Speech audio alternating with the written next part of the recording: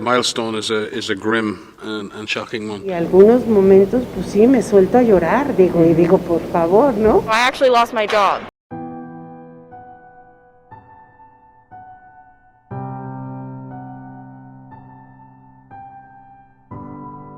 Our world has reached yet another heart-wrenching milestone.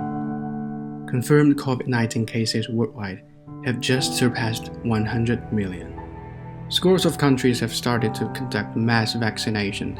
However, the pandemic is still challenging as several variants of the virus reported in different countries pose new threats. We know that this is a big number for any disease, and so quickly. This is a very sobering fact that we have reached this figure over the last 1 year only. For the world, it has time to wake up to these threats, I think. We know that this pandemic is not going away right away. It will remain a challenge. The raging COVID-19 pandemic shows no sign of abating. Their smiles, now a mere memory. Their seats, forever empty.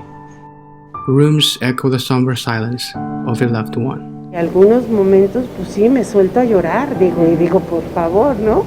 Sí, y bueno, esto también tiene pues muchísimo aprendizaje, darnos cuenta de lo vulnerables que somos, por un lado, y por el otro lado, pues que no tenemos la vida comprada, ¿no? Que la muerte está presente a cada instante y a cada momento. Es triste porque tengo familiares que sí están enfermos de COVID y de hecho mi marido está ahorita en el hospital y tengo familiares que están en casa encerrados por COVID. O sea, apenas se enfermaron por estas fechas de diciembre. So I actually lost my dog. What about you? I was at school and then we had to go home and did online school, and that was kind of rough. As increasing numbers of countries began mass vaccinations, gaps in access to COVID-19 vaccines, with especially huge disparities between the developed world and the developing one, have become glaringly evident. Vaccines are arriving at high-income countries quickly, while the world's poorest receive nearly none whatsoever. Yet some countries are actively pursuing side deals, even procuring vaccines beyond their needs. Governments have the responsibility to protect their populations, but vaccine nationalism is self-defeating and will only delay a global recovery. While many capitals in rich countries are already going on with their vaccination, the situation is not the same in Africa.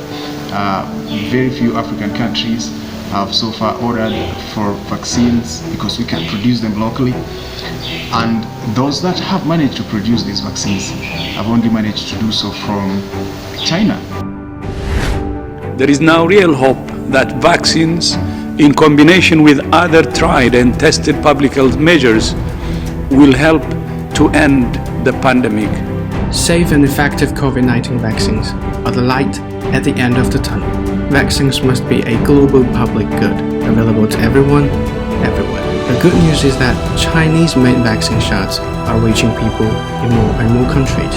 تتميز اللقاحات الصينية بسهولة التخزين، بسهولة النقل، سهولة الاستخدام، قلة الأعراض الجانبية. We have the prospects of vaccines that we fundamentally believe will have a major impact and relatively quickly once we have vulnerable populations vaccinated on severe disease and on mortality. And that's the first thing we need to do with those who are getting severely ill and dying from this disease. As the pandemic engulfs the planet, do not forget that we are still surrounded by countless acts of kindness and uncountable heartwarming and inspiring moments which can uplift our spirits.